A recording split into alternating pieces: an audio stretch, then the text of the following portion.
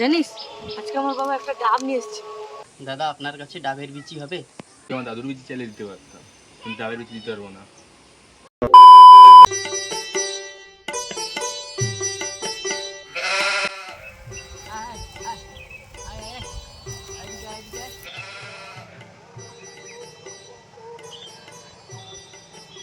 কিরে কি করছিস?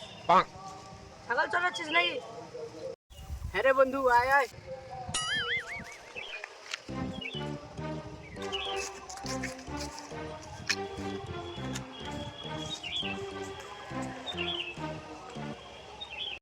তাহলে তুই এখানে বসে ছাগল চড়াচ্ছিস নাকি? জানিস আজকে আমার বাবা একটা ডাব নিয়ে এসেছে। ডাব? সেটা আবার কি জিনিস রে? এরকম তো কোনোদিনও শুনিনি। আরে ওটা একটা ফল, ভেতরে জল থাকে আর সাদা রঙের শ্বাস থাকে, আর ওটা খেতে খুব সুস্বাদু। জলটা খেলে শরীর ভালোই ঠান্ডা হয়। এইরকম ফল তো আমি কোনোদিন দেখিও নি, শুনিও নি। আরে এই ফলটা আমাদের এখানে পাওয়া যায় না। আমার বাবা বিদেশ থেকে 5 লাখ টাকা দিয়ে ইম্পোর্ট করে নিয়ে এসেছে। 5 লাখ টাকা? তাহলে তো অনেক বড় ফল।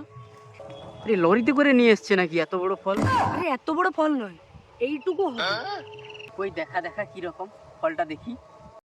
ছবিটা দেখাতে পারি, 50 টাকা দিতে হবে। 50 টাকা দিতে হবে ছবিটা দেখার জন্য? আচ্ছা হোক, 5 লাখ টাকার জিনিস দেখবো, না হলে 50 টাকা দেবো। দেখা দেখি। দাঁড়া দেখাচ্ছি। এই দেখ ডাব। এই ফলের দাম 5 লাখ টাকা? আরে হ্যাঁ রে, এই ফলটা সব ঋতুতেই পাওয়া যায়। শীত, গ্রীষ্ম, বর্ষা, ডাবই ভরসা। ওহো, তোর বাবার তো আবার পয়সা নেই, ডাব কিনতে হলে জমির জায়গা বিক্রি করে দিতে হবে। তোর বাবা তো গরিব। আমি যাই, ডাব খাই, তুই বরং ছাগল চড়া। খুব কষ্ট যে বলো।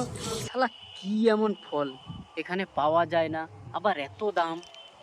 যাই মাকে গিয়ে বলি। মা, মা, হ্যাঁ বল। ডাব কি ফল? হ্যাঁ, তুই এই ফলের নাম কোথা থেকে শুনলি রে? আরে এই ফল তো 50 বছর আগে বিলুপ্ত হয়ে গেছে। তাহলে বাদশার বাবা কোথা থেকে আনলো? ও বাচ্চার বাবা, আরে ওরা তো বড় লোক, ওরা আনতেই পারে। আর তোর বাবা তো বাইরে থেকে যা পয়সা নিয়ে আসে সংসার চালাতে আর তোর পড়াশোনা খরচা চালাতে শেষ হয়ে যায়। আর আমরা তো 50 বছর টাকা জমালেও ডাব কিনতে পারবো না একটা। তাহলে আমরা কি ডাব খেতে পারবো না? ডাব কেনার মতো তো পয়সা আমার কাছে নেই রে। বরং তুই 10 টাকা নিয়ে যা, তাল শাঁস কিনবি আর ঘরের জন্য নিয়ে আসবি।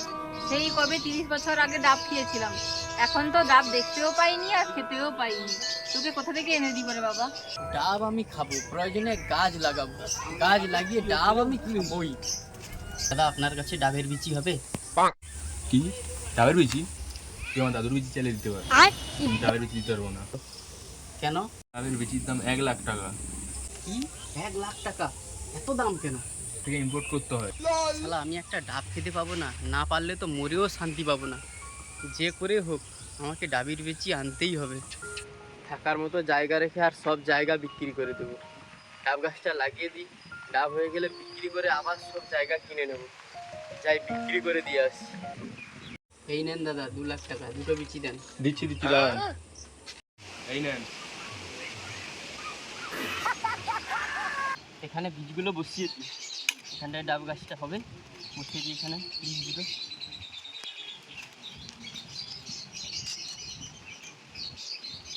একটা গাছ হয়ে যাক, তার থেকে কয়েকটা তো ডাব হবেই। একটা ডাব খাবো, বাকিগুলো বিক্রি করে দেবো। তারপর আমি বড় লোক হয়ে যাব, অনেক বড় লোক। 6 মাস পরে এই তো গাছ বড় হয়ে গেছে, ফুলও চলে এসছে। এবারে শুধু আমার বড় লোক হওয়ার পালা। জানিস তো বাস্তা, আমিও ডাব গাছ লাগিয়েছি, আমিও ডাব খাবো। এতদিনে হয়তো ডাব কাটার মতো হয়ে গেল। চল দেখাই তোকে, চল। ডাব গাছ লাগিয়েছিস? আমার তো বিশ্বাসই হচ্ছে না। দাঁড়া, মাকেও ডেকে নিই সাথে। জানো তো মা, আমি যে সব জমি জায়গা বিক্রি করে ডাব গাছ লাগিয়েছিলাম না, ডাব ধরে গেছে। চলো আজকে তোমাকে দিয়ে ডাব কাটাবো। বলিস কি রে, ডাব হয়েছে? তাহলে তো আমরা বড় লোক হয়ে যাব। তাহলে তো মরার আগে আমার একবার ডাব খাওয়ার স্বাদটা মিটে যাবে। চল চল চল, দেখবো চল। চলো চলো হ্যাঁ, চল চল। চল চল।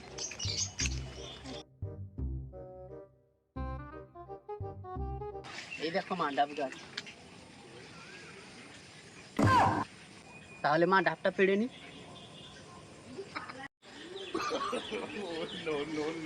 আরে এটা কি গাছ লাগিয়েছিস? এটা তো পেঁপে গাছ। এই তোকে দোকানদার বোকা বানিয়েছে। এটা কি ডাব গাছ নাকি? এটা তো পেঁপে গাছ। হায় হায় রে, আমার সব সম্পত্তি, সব গয়নাগাটি সব শেষ হয়ে গেল রে। আরে পেঁপে গাছ লাগিয়ে তুই ডাব গাছ বলছিস? আরে এই পেঁপের জন্য সব জমি জায়গা বিক্রি করে দিলাম,